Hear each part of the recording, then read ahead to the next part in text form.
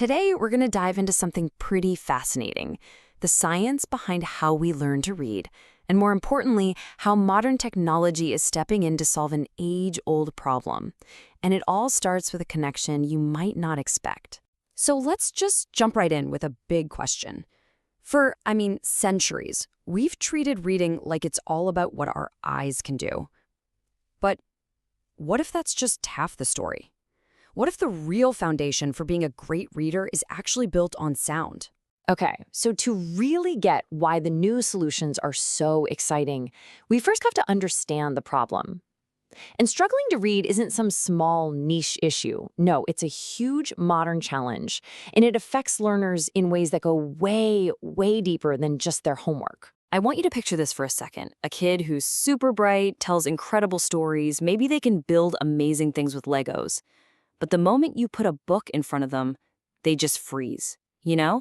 This has nothing to do with intelligence. It's about a frustrating disconnect between their obvious potential and this one specific skill: decoding words on a page. And that struggle, it doesn't just stay in the classroom. It creates this massive ripple effect. As all the research shows, it starts with falling behind their friends, which you can imagine really starts to chip away at their self-esteem. And over time, this can lead to them just disengaging from school altogether. So this isn't just about bad grades, you see.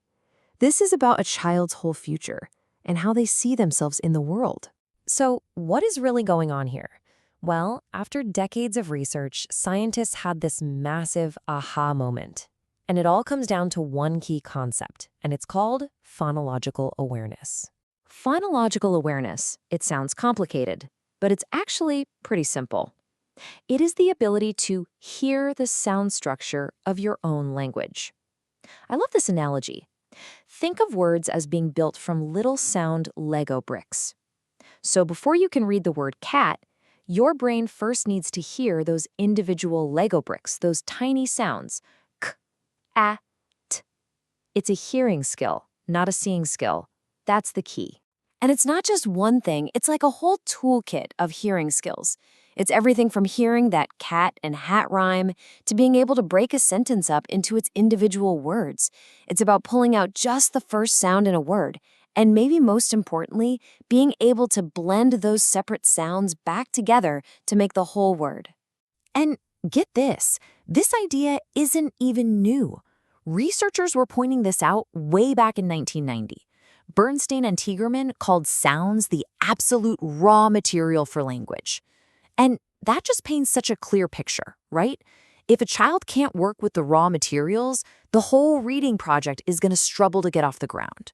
And I want to be really clear here. This is not just some neat theory. Study after study, year after year, confirms it. A child's level of phonological awareness before they even start learning to read is one of the single best predictors of how successful they're going to be. It's absolutely foundational. Okay, so if the problem is fundamentally about hearing and processing sounds, the next big question is, how do we teach that? How do we train that skill? Well, this is where technology makes its grand entrance, acting like a super powerful personalized tutor for every kid. Think about a typical classroom. It's really hard for one teacher to give every single student the exact focused practice they need, right? The pace is kind of one size fits all, and feedback might not come until the next day. But tech-enabled tools completely flip the script. They let every kid learn at their own pace, they give instant feedback like, yep, you got it, or try again, and they use games and other interactive stuff to keep them hooked. And the toolkit we have today is just incredible. We're talking about interactive ebooks with sounds and videos built right in, mobile apps that turn practice into a game you can play anywhere, digital stories that feel more like a movie than a book, and even these things called student response systems, which give teachers a real-time dashboard of who's getting it and who needs a little more help.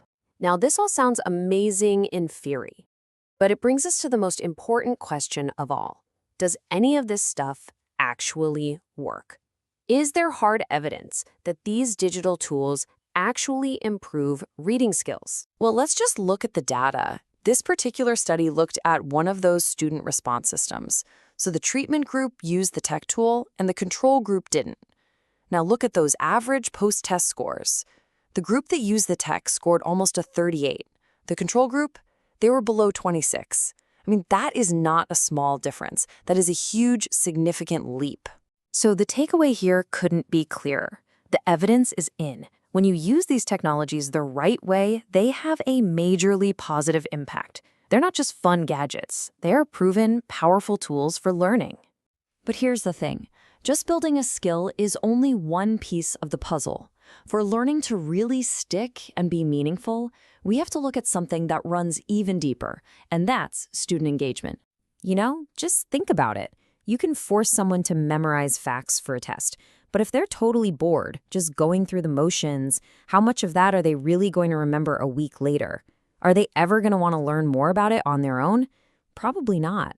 This is what researchers mean by student engagement. It's the total investment a student pours into their own learning, not just their time, but their mental energy, their thoughts, their feelings. It's the difference between just doing what you're told, compliance, and actually wanting to be there, commitment.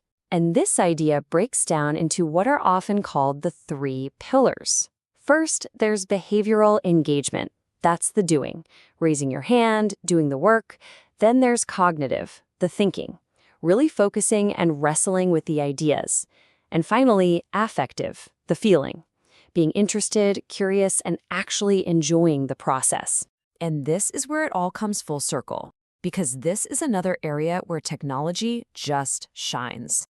By making learning fun and interactive, by personalizing it to each student's exact level, and by making it genuinely enjoyable, these tools directly boost all 3 pillars of engagement. It creates this amazing, powerful cycle of learning. So, when you put all of these pieces together, the science of sound, the power of technology, the importance of engagement, a really new and hopeful future for reading education starts to take shape. We understand the problem better than ever, and we have better tools than ever to actually solve it. So let's quickly recap the big ideas from this explainer. Number 1. A lot of reading struggles start with the ears, not the eyes, with that phonological awareness. Number 2, technology isn't a maybe. It offers proven, effective ways to build those core skills. And finally, real success isn't just about mastering a skill. It's about fostering that deep engagement, which, it turns out, is something digital tools are uniquely good at doing. And all of this leads us to one final, big picture question. We have the science, we have the tools. So the challenge now, for all of us, for teachers, parents, for everyone, is how can we creatively and thoughtfully weave these tools into our classrooms to build a world where every single learner doesn't just learn to read, but truly thrives?